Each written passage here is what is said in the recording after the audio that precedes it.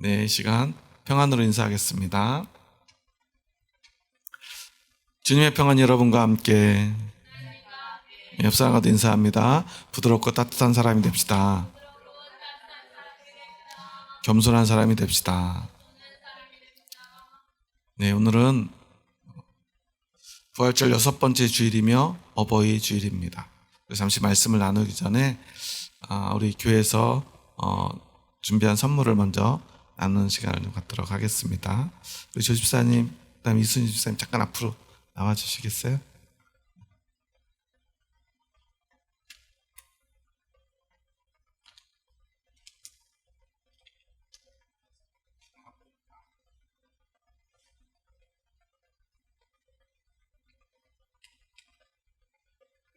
띄우시고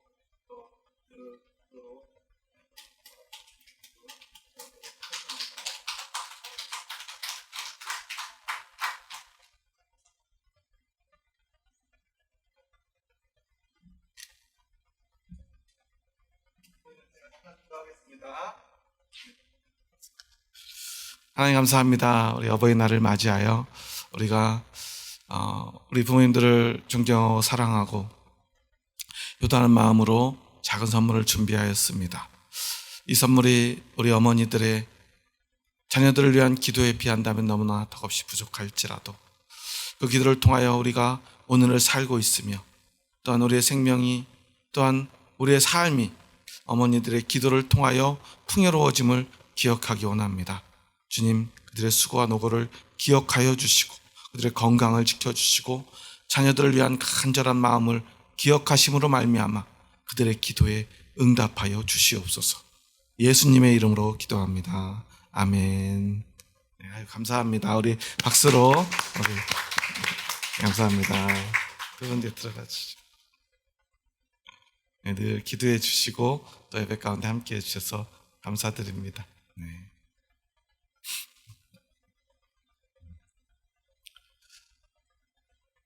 우리 교회 절기에 따로 어린이날, 어버이날, 스승의 날이 따로 있지는 않지만 우리 교회는 교회력에 따라 예배를 드립니다. 하지만 또한 우리에게 지난주에 우리가 어린이 주일을 지켰고요. 오늘은 또 어버이 주일입니다.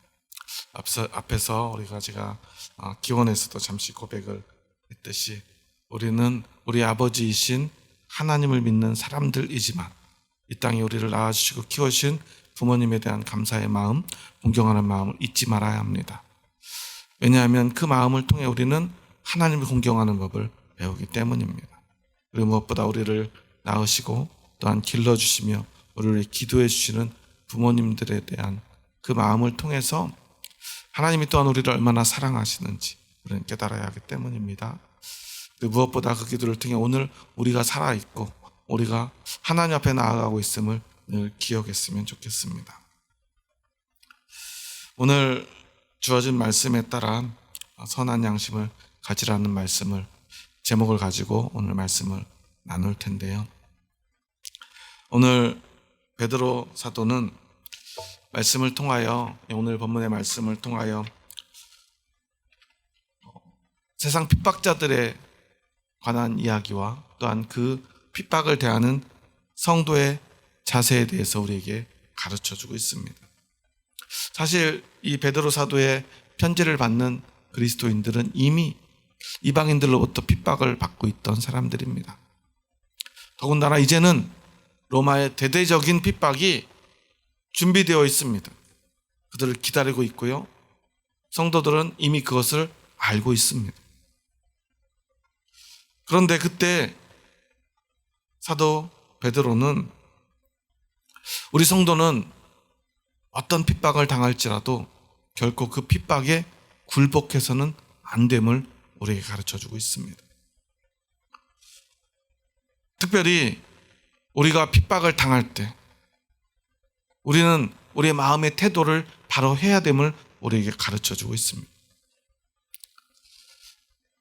세상의 이치는 이런 것입니다. 우리가 죄를 지으면 벌을 받고요. 선을 행하면 상을 받는다는 것입니다. 그런데 우리 그리스도인들은 어떻습니까? 특별히 지은 죄도 없이요. 주님의 나라를 위해서 선을 행하고 있는데 핍박을 받는 경우가 얼마나 많은지 모른다는 것입니다. 이 얼마나 억울하고 또 억울한 일입니까? 하지만 사도 베드로는 그것이 억울한 일만은 아니라고 우리에게 가르쳐주고 있는 것입니다. 왜냐하면 우리는 하나님의 백성이기 때문입니다. 예수님을 따르는 사람이기 때문입니다. 예수님께서 먼저 우리를 앞서가시며 우리를 인도하시고 계시기 때문입니다. 오늘 본문 18절에도 그래서 이렇게 베드로는 이야기합니다. 함께 18절의 말씀을 읽어볼까요? 그리스도께서도 단번에 죄를 위하여 죽으사 의인으로서 불의한 자를 대신하셨으니 이는 우리를 하나님 앞으로 인도하려 하심이라. 육체로는 죽임을 당하시고 영으로는 살리심을 받으셨으니. 핍박을 대하는 그리스도인의 태도에 대해서 가르치는데, 여기에서 중요한 것, 바로 그리스도가 먼저 우리보다 앞서 그 길을 걸어가셨다는 사실이에요. 예수님 어떻게 되었습니까? 육체로는 죽임을 당하셨지만 영으로는 살리심을 받으셨다는 사실입니다. 즉, 세상의 핍박자들이 우리를 핍박할 때 그들이 무기로 삼는 것은 무엇입니까? 바로 우리의 생명입니다. 우리의 고통입니다. 돈에 어려움이 생기면 사람들은 두려움이 생기죠. 건강에 문제가 생겨도 사람은 두려움을 느낍니다. 왜냐하면 그 두려움의 가장 깊은 근원에 죽음이 기다리고 있기 때문입니다. 여러분, 돈이 없다는 것, 그것이 왜 두렵습니까? 그것이 바로 먹고 사는 것, 즉 죽음과 직결되어 있기 때문에 그래요. 항상 우리가 두려움을 느끼는 가장 근본적인 이유는 바로 이 죽음입니다. 그런데 예수님은 어떻습니까? 육신으로 죽임을 당했지만 사흘 만에 부활하셨고 영으로 다시 살리심을 받았다는 것입니다.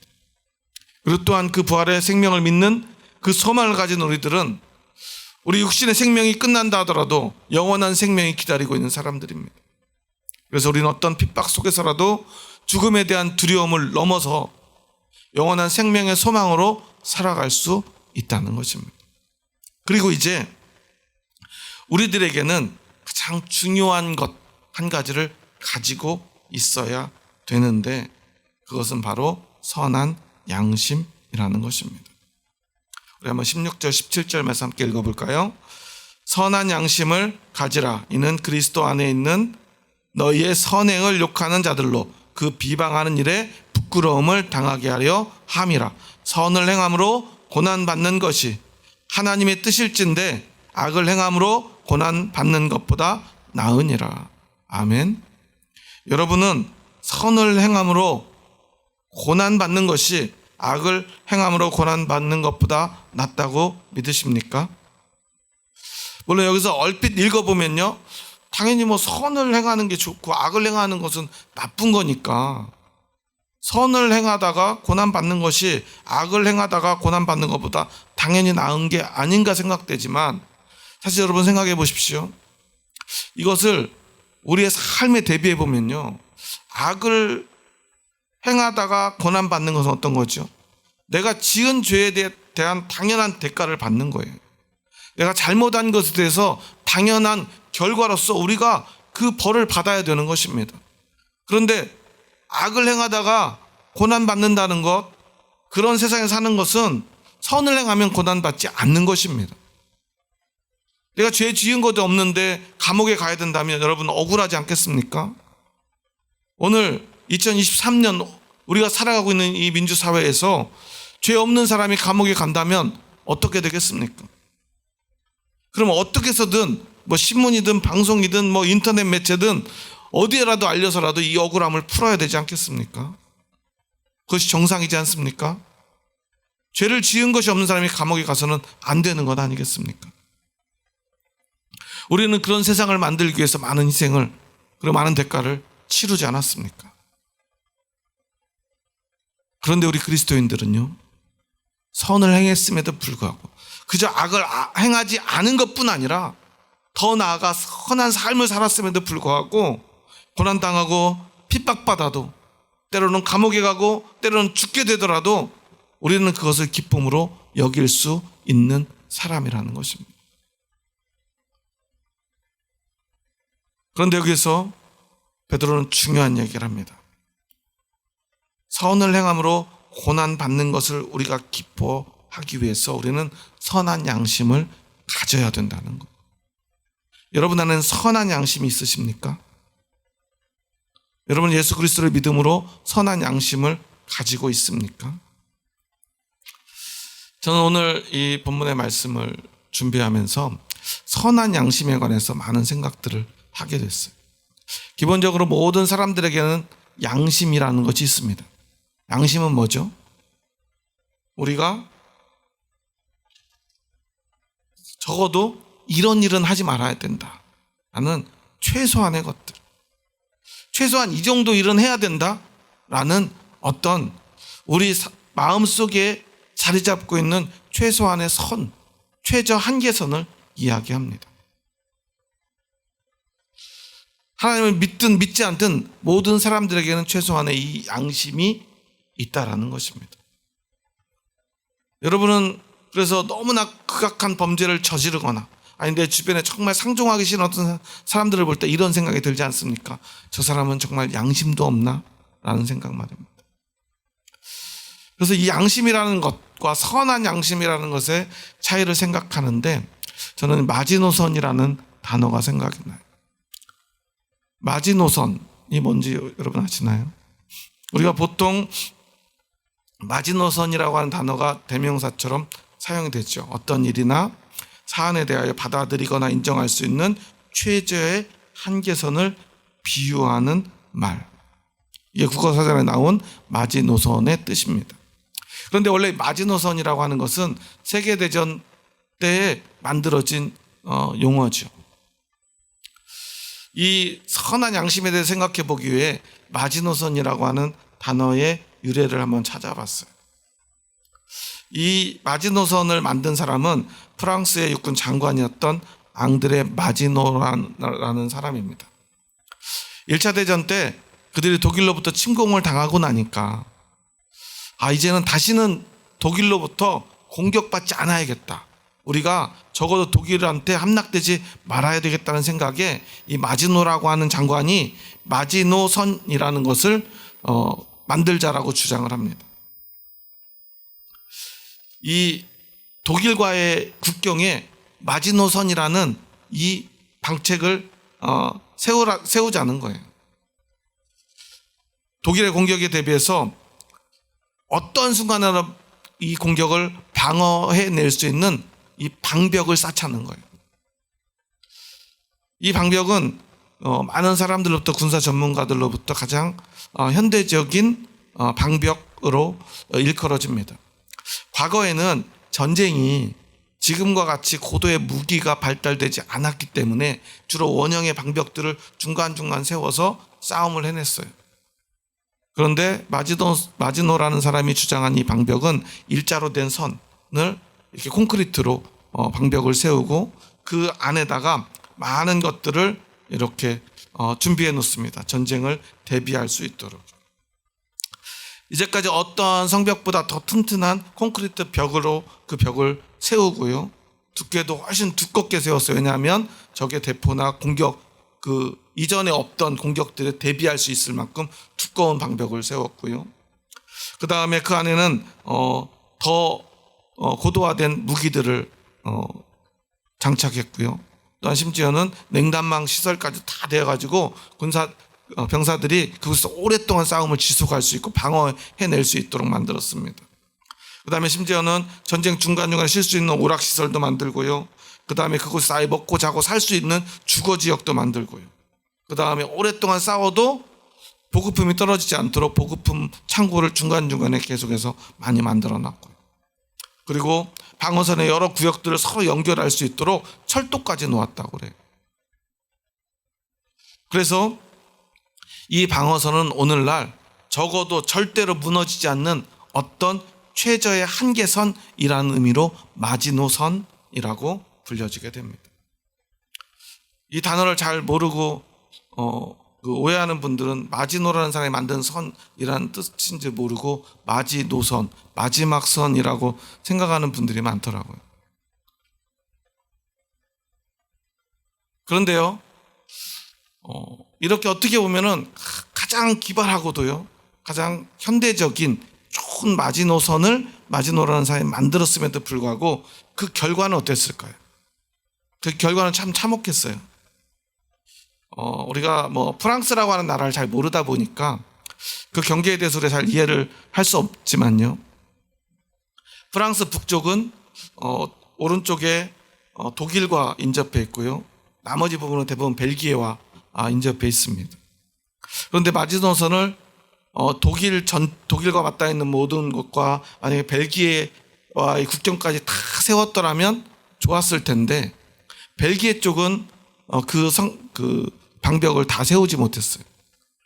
그래서 독일은 프랑스가 마지노선을 만들었다는 것을 확인하고 마지노선이 세워진 독일과의 국경이 아닌 벨기에와 그 마지노선 그 경계에 있는 마지노선의 최북단 쪽 가장 연약한 허점을 교묘하게 공격을 합니다.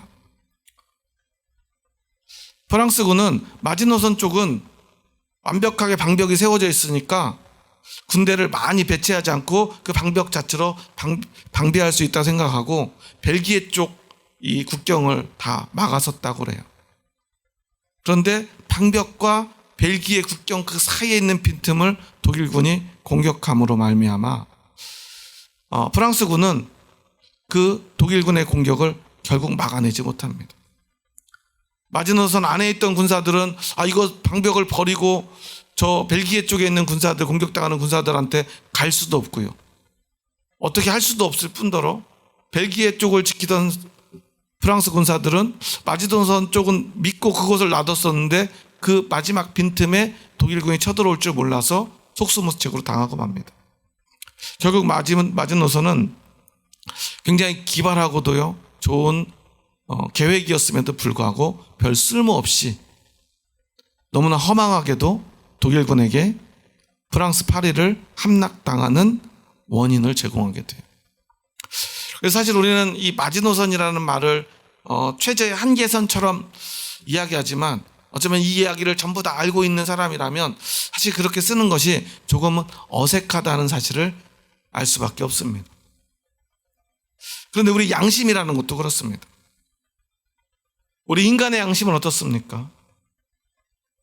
죄로 이미 물들고 타락해서 우리 양심은 제대로 역할을 해내지 못한다는 사실이에요. 우리 양심을 지키며 살아가지만 양심을 지키며 살아가는 것이 우리를 하나님께로 인도할 수도 없을 뿐더러 하나님 나라에 가게 할 수도 없습니다.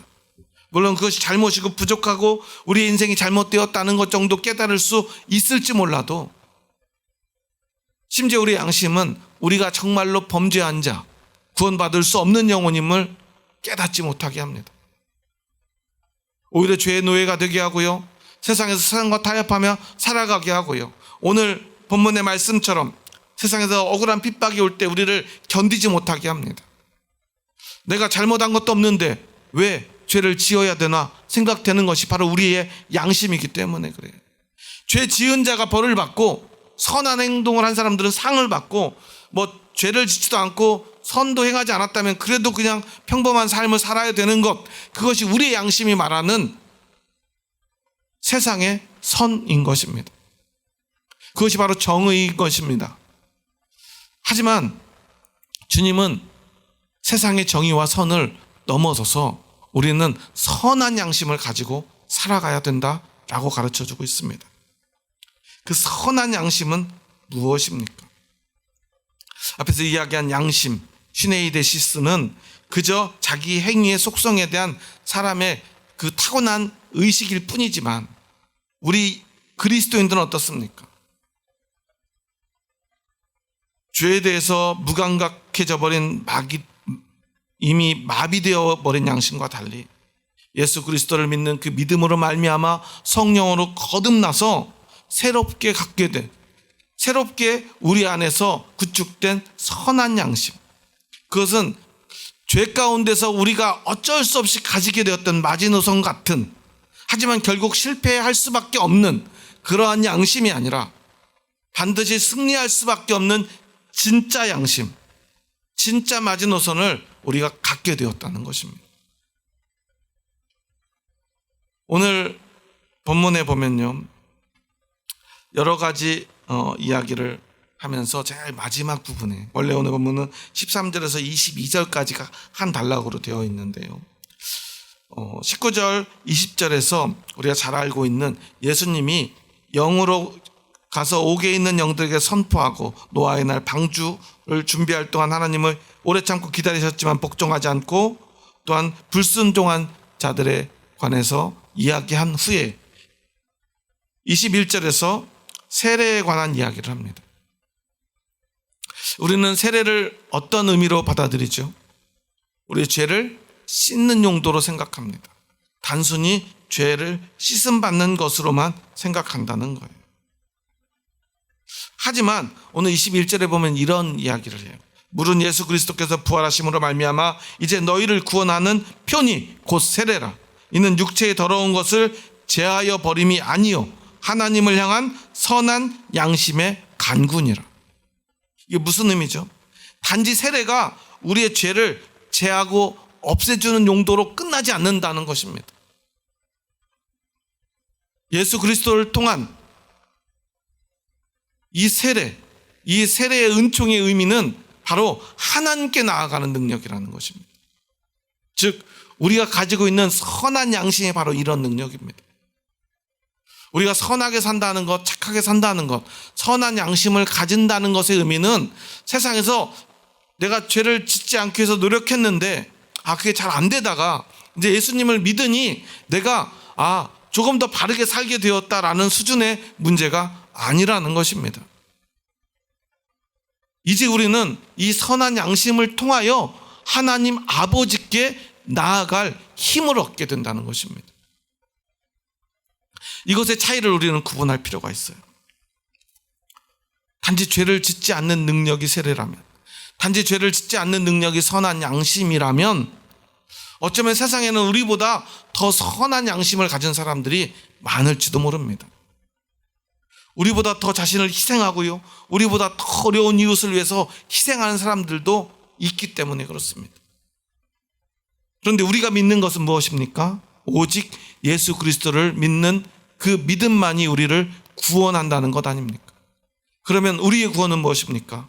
바로 하나님 아버지께 나아갈 자격을 얻는 것이죠. 지난 시간에도 우리가 그것을 배우지 않았습니까? 하나님께 나아가는 것. 그 의미를 우리는 기억해야 합니다. 여러분 예수 그리스도를 믿으십니까? 예수 그리스도가 여러분의 구원의 주인이심을 믿으십니까? 우리 고개를 들어서 성경 책만 보시고 우리 고개 들어서 저한테 제가 저희 질문에 한번 대답해 보세요. 왜냐하면 중요한 문제이기 때문에 그렇습니다. 여러분 예수 그리스도를 구원의 주님으로 믿으십니까? 예수님만이 여러분의 구원의 주인심을 믿으십니까? 여러분 예수님을 통해서 하나님께 나아갈 자격을 얻으심을 믿으십니까? 그렇다면 여러분 안에 있는 선한 양심이 하는 일은 무엇입니까?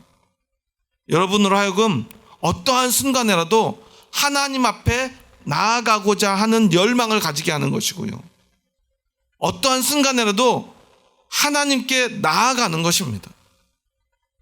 지금 이들이 받는 핍박은 무엇입니까? 앞으로 받게 될 핍박은 무엇입니까? 예수 그리스도를 믿으면 죽고 그것을 버리면 산다는 것입니다. 그래서 그때 그것을 버린 사람들을 우리는 뭐라고 부르죠? 배교자라고 부릅니다. 믿음을 버리지 않고 끝내 목숨을 버린 사람들을 뭐라고 부릅니까? 순교자라고 부릅니다. 베드로는 그 순교하는 마음이 믿음이라고 우리에게 오늘 가르쳐 주는데, 바로 선한 양심은 무엇입니까? 그러한 순간에도 아버지께로 나아가는 그 발걸음을 멈추지 않는 것, 그것이 바로 선한 양심인 것입니다. 성경에서 선하다고 하는 것은 어떤 의미를 가지죠? 어떤 것이 선한 것입니까? 성경에서 선은 오직 하나입니다. 하나님 아버지. 여호와 하나님만이 선하십니다. 선한 것이 무엇인가 물을 때 예수님도 말씀하십니다. 하나님 아버지만이 선하다. 누가 선한지, 누가 선해서 구원받는지 이야기할 때 예수님은 나도 모르고 아무도 모르는데 하나님 아버지는 아신다고 그래요. 왜 그렇습니까? 선을 규정하는 그 기준은 오직 하나님 아버지 한 분뿐이기 때문입니다. 선한 양심이라는 것은 그저 조금 착하게 사는 것, 죄를 없애고 죄를 짓지 않는 것 정도가 아니라는 거예요. 우리는 세례받은 그리스도인이죠. 세례받았다는 것, 우리가 물로 세례를 받았다는 것의 의미는 죄 씻음의 의미로부터 시작되지만 그것에서 멈춰지지 않는 것입니다. 그것으로 끝나지 않는 것입니다. 우리는 그 세례를 통하여 우리의 믿음을 통하여 거룩하여집니다. 그 거룩의 의미는 무엇입니까? 우리가 정말 남들 보기에 아름답게 멋있게 그렇게 교양 있게 살아가는 것, 그것일까요? 너무나 많은 그리스도인들이 조금 교양 있게 조금 아름답게 사는 것, 그것이 바로 우리 그리스도인들의 최고의 덕목이라고 착각합니다. 그래서 교회 가면 세상 어떤 것보다 조금 더 교양 있는 분들이 많아요. 조금 더 말도 예쁘게 하고요, 조금 더 좋은 일 많이 하는 사람들이 아무래도 좀 많을 것입니다. 하지만 그것이 전부가 아니라는 사실이에요. 그것이 전부라면 예수님이 오실 필요가 없었는지도 모릅니다. 그런 사람은 세상에도 많았고요, 예수님 시대에도 있었습니다. 베드로가 지금 이 말씀을 전하는 이때에도 있었습니다. 바리새인들, 사두개인들은 누구보다 교양 있는 사람들이었습니다. 율법적으로 다른 어떤 누구보다 완전한 사람들이었습니다. 하지만 예수님은 그들을 향해 독사의 자식이라고 말했죠. 왜 그렇습니까? 그들에겐 정작 선한 양심이 없었기 때문입니다. 성령님이 주시는, 예수 그리스도의 복음이 주는 그 선한 양심이 없었기 때문입니다. 자기의 의의를 드러내는 데는 발빨랐지만, 죄를 짓지 않기 위해서 율법을 지키기 위해서 애쓰는 그 노력은 가상했지만 그들은 결코 하나님 앞에 나아갈 자격을 얻지는 못했기 때문입니다. 또한 그 자격이 없었기 때문에 하나님께 나아가는 노력을 기울이지도 못했습니다. 진짜 하나님을 만나지도 못했습니다. 그래서 그런 모든 사람들은 선한 양심이 없는 것입니다. 하지만 오늘 우리에게는 바로 그 선한 양심이 있습니다.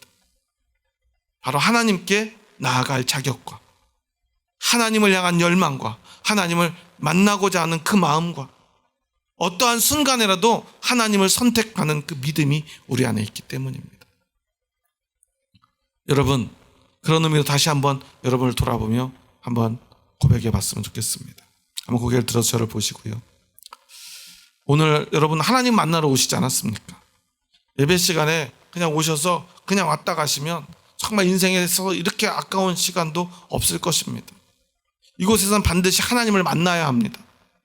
하나님과 하나 되어야 합니다. 여러분이 오늘 피곤한 몸을 이끌고 이곳에 나온 이유가 무엇입니까? 여러분 안에 선한 양심이 있기 때문에 그래요. 여러분이 하나님을 만나고자 하기 때문입니다. 그런데 그것을 고백하지 못하고 하나님 만나지 못하고 간다면 이 얼마나 불행한 일입니까? 다시 한번 묻겠습니다. 여러분 안에는 선한 양심이 있으십니까? 아멘. 여러분은 하나님을 만나고 싶습니까? 여러분이 하나님을 만날 자격이 있다고 믿으십니까? 그래서 어떠한 순간에라도 하나님을 향해 나아가시겠습니까? 그 발걸음을 가로막는 그 핍박자들이 계속 이 길로 간다면 내가 너의 목숨을 거두겠다고 말하더라도 말입니까? 여러분, 그럴 수 있습니까? 그럴 수 있는 사람이 그리스도인입니다. 그렇지 못한다면 그것은 그리스도인일 수 없습니다. 물론요, 그 죽음의 두려움은 우리 인간이 넘어설 수 없는 것이기에 우리 믿음의 선배들, 많은 사람들이 그 죽음의 길목에서 결국 배교를 하고 맙니다. 그러면 그들에게는 믿음이 하나도 없는 것일까요? 그렇지만 않았던 것 같습니다. 왜냐하면 그때 순교한 사람들 말고 그때 배교했던 사람들이 다시 돌이켜서 하나님 앞에 나와 또 교회를 세우고 그 배교했던 사람들을 통해서 복음을 들은 우리들이 오늘 이렇게 교회에 하나님을 만나러 나오지 않았습니까? 순교자들은 더 이상 복음을 전할 수 없었겠죠. 그들은 이미 죽어버렸기 때문입니다. 하지만 그 선한 양심이 남아있던, 아직 하나님께로 나아가고자 하는 열망이 있었는데 그 두려움을 이겨내지 못했던 어떤 사람들, 하지만 그들에게는 여전히 선한 양심이 남아있기에 그 핍박이 끝난 후에 그들은 다시 하나님 앞에 나옵니다. 어찌 보면 그들은 하나님께 나아가는 그 길을 포기했던 것이 아니라, 달리 말하면 그들 안에 선한 양심이 없었던 것이 아니라 선한 양심이 있었지만 그 어떤 두려움이나 상황이 그 발걸음을 잠시 멈추게 했지만 그들은 결국 그 발걸음을 멈추지 못하고 다시 힘을 내어 용기를 내어 아버지께로 나아갔던 것은 아닐까요? 그렇지 못했더라면 교회는 그곳에서 그 모든 역사가 끝나버렸을지도 모릅니다. 여기서 중요한 것은 무엇입니까? 잘했냐 못했냐, 순교자가 맞느냐 배교자가 맞느냐, 어떤 사람들이 진짜 교회를 세우는 사람이냐라는 논쟁, 그것이 중요한 것이 아니라는 말입니다. 오늘 본문에도 역사상 기독교 역사에서 가장 논란이 많이 되고 있는 본문이 있습니다. 우리 한번 19절 20절 말씀 한번 읽어볼까요? 그가 또한 영으로 가서 옥에 있는 영들에게 선포하시니라. 그들은 전에 노아의 날 방주를 준비할 동안 하나님이 오래 참고 기다리실 때에 복종하지 아니하던 자들이라. 방주에서 물로 말미암아 구원을 얻은 자가 몇 명뿐이니 겨우 8명이라. 이 말씀은 결국 가톨릭에서 예수님께서 십자가에 죽으신 후에 지옥에 내려가셨다가 그곳에서 복음을 전했다라는 교리가 됩니다. 예수님이 지옥에 가셨다는 거예요. 왜냐하면 예수님이 또한 영으로 가서 옥에 있는 영들에게 선포했으니, 여기서 옥이라고 하는 것은 그 어두운 곳, 우리로 쉽게 말하면 지옥과 같은 것이죠. 이것이 연옥이다 지옥이다 말이 많은데 결국 옥이라는 단어를 사용했기 때문에 그것은 지옥일 것이다.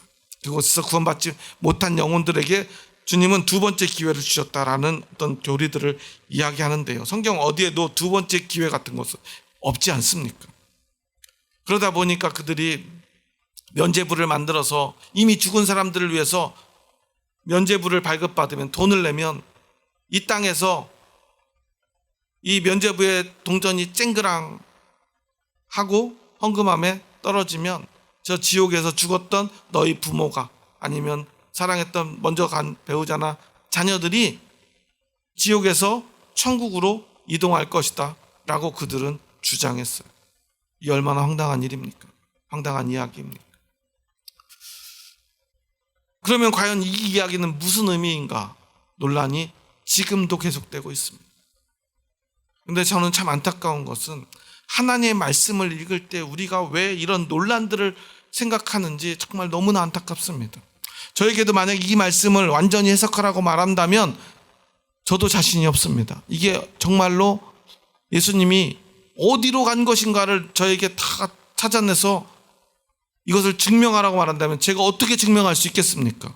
예수님 십자가에 죽으신 3일 동안 어디 가 계셨는지 우리가 어떻게 알 수 있겠습니까? 하지만 사도 베드로가 이 말씀을 전한 이유가 더 중요하지 않겠습니까?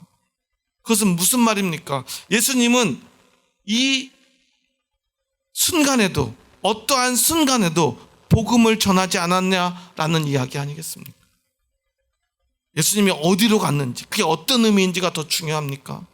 아니면 오늘 베드로가 이야기하고자 하는 것, 그리스도께서 우리의 죄를 위해서 죽으셨고, 그리고 주님이 그렇게 죽으신 이유, 18절에서 말하고 있는 것은 무엇입니까? 우리를 하나님 앞으로 인도하려 하심이라. 우리를 하나님 앞으로 인도하기 위해서 예수님이 죽으셨고, 또 그렇게 죽으시는 그 속에 그 순간에도 주님은 영으로 가서 옥에 있는 영들에게 선포하였고, 여기서 옥에 있는 영은 사실 20절에서 말하는 노아의 날 방주를 준비했던 그 순간에도 노아의 이 이야기를, 복음을 듣지 않은 완악한 자들에 관한 이야기죠. 이것은 예표로 이야기하는 것입니다. 옥에 있는 영들이라는 것은 그들이 하나님의 음성을 듣고도, 복음을 듣고도 돌이키지 않고 믿지 않고 끝끝내 죽은 사람들, 멸망의 길로 갔던 사람들을 이야기하는 것입니다. 오늘도 그래서 오늘 살아있지만 옥에 있는 자들이 있습니다. 예수 그리스도의 복음이 오늘도 선포되고 있지 않습니까? 노아가 방주를 지으며 이제 세상이 멸망할 것인데 여러분들도 살려면 하나님 앞에서 회개해야 됩니다. 그래서 이 말씀 19절의 말씀을 해석하는 또 어떤 관점을 보면요, 예수님의 영이 그 노아에게 임하여 노아를 통하여 세상의 죄 지은 자들에게 하나님의 구원을 선포하고 그들에게 회개를 촉구하고 돌이키라고 말했다라는 것으로 해석하기도 합니다. 그런데 중요한 것은 옛날에 어떻게 했는가가 아니라 오늘 우리는 어떠한가 하는 것 아니겠습니까? 오늘 지금 내가 주님의 음성을 듣지 못한다. 그 죽음의 순간에도 옥에 있는 영들에게 복음을 전했던 예수님처럼 우리가 복음을 전하는데도 복음을 듣지 않는 그 영혼들은 어떻게 될 영혼들입니까? 하나님의 앞에 나아갈 자격도 없고요, 결국 멸망하게 될, 노아의 홍수로 멸망한 그들처럼 결국 죽게 될 것을 이야기하지 않는 것이겠습니까? 여러분은 무엇을 위해 사십니까? 선한 양심을 가진 그리스도인들은요, 어떠한 순간에라도 하나님 앞에 나아가야 되고요, 어떠한 순간에라도 복음을 전하는 자가 되어야 합니다. 그래서 사실 오늘 제가 주보에도 기록을 해놓았지만 오늘 베드로가 이 핍박자들을 향하여 우리 그리스도인들이 가져야 될 두 가지 태도, 첫 번째는 선한 양심을 가져야 하는 것이고 두 번째는 그들에게도 복음을 전하는 것이라는 것입니다. 그래서 그 죽음의 순간에라도 이 선한 양심을 가지고 목숨을 잃는 것을 두려워하지 않는 그리스도인들이 도대체 어떤 소망을 가지고 있길래 저렇게 죽음을 두려워하지 않는가? 우리에게 물을 때 너희는 그 대답할 것을 준비하라고 말하지 않습니까? 예수님이 그랬던 것처럼 우리도 어떠한 순간에라도 복음을 전하는 자 되어야 된다는 것입니다. 여러분, 다시 한번 묻겠습니다. 여러분에게 선한 양심이 있지요? 아멘. 그렇다면 어떤 순간에도 여러분은 하나님 앞에 나아갈 준비가 되어 있습니까? 그리고 여러분을 핍박하는 사람, 심지어 여러분을 죽이려고 하는 사람들에게도 복음을 전할 준비가 되어 있습니까? 그런데 여러분, 과연 우리의 모습은 어떻습니까? 여러분은 정말로 어떠한 순간에라도 하나님 아버지께 나아가고 있습니까? 어떠한 핍박이 오고 어떤 어려움이 오고 어떤 상황이 나에게 펼쳐진다 하더라도, 어떤 이유가 있더라도 여러분은 가장 먼저 아버지께로 달려가고 있습니까? 또 여러분, 어떤 핍박이 오고 어떤 상황이 오고 어떤 핑계가, 어떤 이유가 있더라도 복음을 먼저 전하고 있습니까? 오늘 한국 교회가 위기라고 말합니다. 한국 교회가 무너질 거라고 말합니다. 한국 교회도 유럽 교회들처럼 박물관이 되고 극장이 될 거라고 이야기하는 사람들이 있습니다. 과연 그럴까요? 물론 그럴 수도 있겠지만 저는 결코 그러지 않을 거라고 믿습니다. 왜냐하면 오늘 한국 그리스도인들에게는 아직 선한 양심이 있기 때문입니다. 아직 어떠한 순간이라도 아버지께로 달려가며 어떠한 순간이라도 복음만을 전하고자 하는 선한 양심을 가진 그리스도인이 있기 때문입니다. 하지만 오늘 내가 그러지 못한다면 오늘 여러분 이곳에서 돌이키시기 바랍니다. 지금 이 순간 돌이키시기 바랍니다. 세례의 의미는 바로 그런 것입니다. 오늘 우리가 세례받은 그리스도인이라면 어떠한 순간에라도 다시 돌이킬 수 있는, 내가 죄 용서받았으니 깨끗해졌으니 거룩해졌으니 남들보다 조금 더 착하게 살고 있으니 괜찮다가 아니라 이제 그렇게 되었으니 아버지께로 나아가야지, 이제 그렇게 되었으니 내가 목숨을 바쳐서라도 복음을 전해야지 하며 그 길로 나아가는 그 사람이 바로 그리스도인 것입니다. 여러분, 이제까지 잘했든 못했든 그런 것이 중요하지 않습니다. 여러분, 지금 이 순간이 중요합니다. 그리고 이제부터가 중요합니다. 여러분이 그렇게 하면 되는 것입니다. 계속해서 이야기하지 않습니까?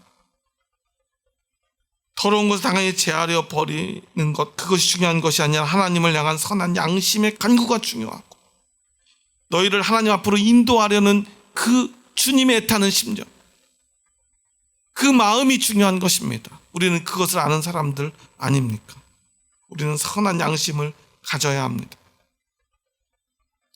그래서 오히려 우리를 욕하고 비방하고 죽이려는 자들을 부끄럽게 해야 합니다. 어떻게 그럴 수 있습니까? 더 착하게 살아서 그럴 수 있습니까? 그게 아닙니다. 어떠한 순간이라도 아버지께 나아갈 때 그들이 부끄러워지는 것이고요, 어떠한 순간이라도 그리스도의 복음을 전할 때 그렇게 될 수 있는 것입니다. 여러분, 이것을 믿으십니까? 이것을 믿으시기 바랍니다. 그리고 이제 우리 하나님 앞에서 나의 선한 양심을 다시 한번 돌아봅시다. 앞에서 이야기했던 이미 실패해버린 마지노선 같은 그런 양심, 세상의 양심, 그래서 세상 사람들 남들 보기에 조금 더 착하게, 조금 더 괜찮은 사람, 조금 교양 있는 사람 되려고 애쓰지 마시고요, 여러분 선한 양심, 진짜 양심을 가지시기 바랍니다. 아버지께로 나아가는 그 발걸음을 멈추지 않는 양심을 가지십시오. 어떤 순간에라도 복음을 전하는 양심을 가지십시오. 이것이 그리스도인의 선한 양심입니다. 세상 사람들에게 잘 보이려고 사는 것이 그리스도인이 아닙니다. 물론 세상 사람들보다도 못한 어떤 그리스도인이라고 자칭 이야기하는 사람들, 나는 그들보다 낫다라고 이야기하는 것, 그것이 우리를 조금 더 멋있게 보일지는 모르지만 여러분 기억하십시오. 그것이 전부가 아닙니다. 물론 그런 부끄러운 사람들 때문에 조금 나은 우리가 좀 괜찮아 보일지도 모르겠습니다. 그런 사람들 때문에 그리스도인이라는 것을 말하는 것이 부끄러울지도 모르겠습니다. 하지만 교회는, 우리 그리스도는 결코 그저 그런 정도의 사람들이 아니지 않습니까? 목숨을 바쳐 하나님께 나아가는 그 길을 멈추지 않았던 우리 믿음의 선배들, 순교자들이 있습니다. 잠시 배교하였지만 그래도 다시 한번 복음을 위하여 목숨을 걸었던 우리 믿음의 선배들이 교회를 다시 세우고, 그들이 교회를 다시 세울 때 배교했던 그 마음을 회개하고 돌이키며 두렵지만 다시 한번 그 길로 나아가지 않았겠습니까? 여전히 죽음의 위협이 그들 앞에 있어도 그들은 다시 복음을 들고 세상으로 나아가지 않았습니까? 그런데 오늘 우리는 무엇을 하고 있습니까? 조그만 어려운 일이 생겨도, 조그만 귀찮은 일이 생겨도, 조그만 상황만 생기면 우리는 그 길을 자꾸만 멈추고 또 멈추고 다른 곳으로 나아가고 있지는 않습니까? 여러분, 아버지께로 나아갑시다. 제가 자꾸만 여러분에게 예배를 강조하는 이유는 바로 이것입니다. 여러분이 한 명 더 교회에 와서 예배 자리 채우고 헌금 좀 하고요, 뭐 어떤 일을 맡아준다고 저한테 무슨 얼마나 도움이 되겠습니까? 하나님께 또 얼마나 무슨 도움이 돼서 우리가 하나님을 돕겠습니까? 하지만 여러분, 그래도 우리가 예배에 나와야 되는 이유는 이곳에 아버지가 계시기 때문입니다. 우리는 아버지께로 나아가는 사람이기 때문입니다. 어떤 순간이라도 누가 내 목에 칼을 들이대도 아버지께로 가는 그 발걸음을 멈추지 말아야 되는 사람들이기 때문에 우리가 이곳에 나오는 것, 예배에 나오는 것 아닙니까? 그런데 왜 우리는 조그만 일만 생겨도 그 길을 자꾸만 멈추는 것일까요? 우리 안에 혹시 선한 양심은 없고 세상의 양심뿐인 건 아닙니까? 예수 그리스도의 복음은 여러분을 선한 양심으로 인도하실 것입니다.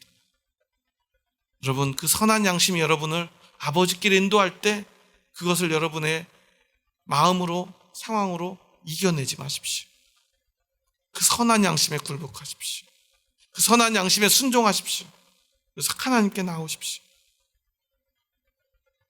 그렇게 아버지를 만나는 것, 우리가 가진 유일한 능력이고 특권이고 축복인 것입니다. 우리가 이것을 저버리고 어떻게 세상에 믿지 않는 사람들과 싸우겠습니까? 어떻게 그들을 부끄럽게 만들겠습니까? 우리가 자꾸만 하나님께 나아가는 것이 아닌 세상의 어떤 선행으로 세상 사람들을 부끄럽게 하려는 것, 그런 시도는 이미 실패했고요, 앞으로도 실패할 것입니다. 제가 개척한다고 그러니까요, 주변 사람들이 이런 조언을 많이 해주더라고요. 목사님 개척하려면요, 뭐 카페도 하시고요, 뭐 사회복지 시설도 하시고요, 뭐 좋은 일 하면서 세상 사람들한테 막 인지도를 쌓아야 돼요. 그리고 그 과정에서 뭐 사회복지센터 같은 거 하면 아마 경제적으로도 도움이 될 겁니다. 카페를 경험하면 세상 사람들, 믿지 않는 사람들하고 막 무슨 접촉점이 생기고 뿐만 아니라 거기다가 수익까지 생기니까 교회가 잘 될 거예요 라는 이야기를 얼마나 많이 들었는지 몰라요. 엊그제 이 지축 지역에 있는 개척한 목사님들과 만남을 가졌습니다.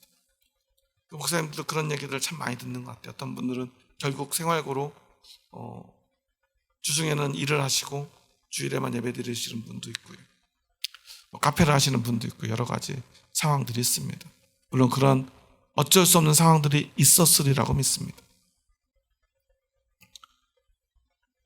그런데 안타까운 것은요, 우리가 아무리 그렇게 세상적인 노력을 기울여도 세상은 여전히 우리를 비웃고요, 손가락질하고 우리가 마치 세상의 악의 축인 것처럼 몰아갑니다. 우리를 부끄럽게 만듭니다. 우리가 조금 더 선하게, 그들보다 조금 더 나은 삶을 살아서는 그들의 손가락질을, 그들의 비웃음을 넘어설 수 없다는 사실이에요. 하지만 우리가 끝내 어떤 순간이라도 하나님만을 바라는 우리의 믿음을 그들 앞에 당당히 보인다면 그들은 결국 우리에게 찾아와 너희들은 무슨 소망이 있기에 그럴 수 있느냐고 묻게 될 것입니다. 여러분이 누군가에게 복음을 전하고 싶다면 여러분 어떤 순간이라도 끝끝내 하나님 앞에 나아가는 그 발걸음을 멈추지 말아 보십시오. 어떤 순간이라도 예배 드리는 것을 멈추지 마시기 바랍니다. 너는 도대체 왜 그러느냐라는 이야기가 나올 때까지 하나님 앞에 나아가시기 바랍니다. 무엇 때문에 도대체 왜 그러냐라고 이야기할 때 여러분 안에 있는 그 소망을 이야기하십시오. 그것만이 우리의 능력입니다. 그것만이 믿지 않는 사람들, 우리를 핍박하는 사람들을 부끄럽게 할 수 있는 능력이 되는 것입니다. 우리에게 그러한 믿음도 없이, 그러한 열정도 없이 오직 단 하나의 길인 그 예수 그리스도의 복음의 길, 그 복음에 대한 그 신념도 없이 우리가 그저 조금 착하게 산다고 어떻게 세상을, 믿지 않는 사람들을 바꿀 수 있겠습니까? 그들은 그들의 신념대로 살아가고 우리는 우리의 신념대로 살아가는 것입니다. 돈이 생명이라고 믿는 사람들은 돈을 위해 살아야 합니다. 교회 다니지만 그것이 믿음인 사람들은 돈을 향해 나아가는 것이 더 나을지 모릅니다. 더 늦기 전에 말입니다. 차라리 교회에 나와서 예배드릴 시간에 부동산 투자를 공부하시고요, 주식 투자할 방법을 찾으시고요, 사업 아이템을 구상하는 게 더 나을지도 모르겠습니다. 하지만 여러분 안에 믿음이 있고 오직 예수 그리스도만이 우리가 살 유일한 길이라고 믿는다면 여러분 예배로 나오시기 바랍니다. 하나님께 나아가시기 바랍니다. 하나님만 만나시기 바랍니다. 하나님이 여러분을 살게 할 것입니다. 하나님께서 여러분을 구원하실 것입니다. 하나님께서 여러분에게 능력 주실 것입니다. 하나님께서 여러분을 축복하실 것입니다. 여러분, 여러분의 안에 있는 세상 사람들과 다른 양심, 그 선한 양심이 하는 말에 여러분 귀 기울입시다. 적어도 우리는 선한 양심을 가지고 살아갑시다. 그것이 우리가 그리스도인이기 때문입니다. 여러분이 그리스도인이라면 그 선한 양심을 결코 저버리지 마시기 바랍니다. 마지노선은 실패했습니다. 세상의 양심은 실패했습니다. 하지만 성령님이 주시는 선한 양심은 반드시 승리할 것입니다. 선한 양심을 가지고 하나님께 나아갑시다. 선한 양심을 가지고 복음을 전파합시다. 그 무엇이 우리를 가로막아도 멈추지 맙시다. 작은 일에 매이지 말고 오직 아버지께로 가는 그 길로 가고 복음을 전하는 그 길로 나아가는 저와 여러분 될 수 있기를 주님의 이름으로 축원합니다. 우리 마지막으로 한번 옆사람과 인사하고 오늘 말씀을 마치겠습니다. 한번 옆사람과 앞뒤 좌우분들과 함께 마지막으로 인사합니다. 선한 양심을 가집시다. 우리에겐 선한 양심이 있습니다. 아버지께로 갑시다. 딴 데로 가지 맙시다. 어딘지는 모르겠지만 우리 딴 데 가지 말고 아버지께로 나아가는 저와 여러분 되었으면 좋겠습니다. 예배는 그 아버지께로 나와 아버지를 만나는 자리입니다. 기도하시겠습니다. 하나님 감사합니다. 저희 부족하고 연약한 자들 사랑하셔서 저희들에게 구원의 복된 소식, 그 기쁜 소식을 허락하여 주시고 예수 그리스도를 믿는 그 믿음으로 말미암아 선한 양심을 가지도록 허락하여 주시니 감사합니다. 세상의 양심은 죄로 말미암아 실패하였지만 예수 그리스도께서 성령님을 통하여 우리에게 주신 선한 양심은 결코 실패할 수 없음을 고백합니다. 그 선한 양심이 우리를 아버지께로 인도하고 있음을 고백합니다. 단지 조금 덜 죄를 짓고 조금 더 착하게 사는 그 세상의 양심이 아니라 아버지께로 나아가 아버지의 완전하심 속에서 영원한 생명을 누리는 삶, 그것을 소망하며 그 무엇이 우리를 가로막는다 하더라도 끝내 아버지께로만 나아가겠노라. 끝내 복음을 전파하다 목숨을 잃더라도 그것이 우리의 기쁨임을 고백하는 삶임을 주님 이 시간 우리가 믿음으로 고백하기 원하오니 우리 안에 그 선한 양심을 허락하여 주시옵소서. 그리고 선한 양심을 가지고 살아가게 하여 주시옵소서. 예수님의 이름으로 기도합니다. 아멘.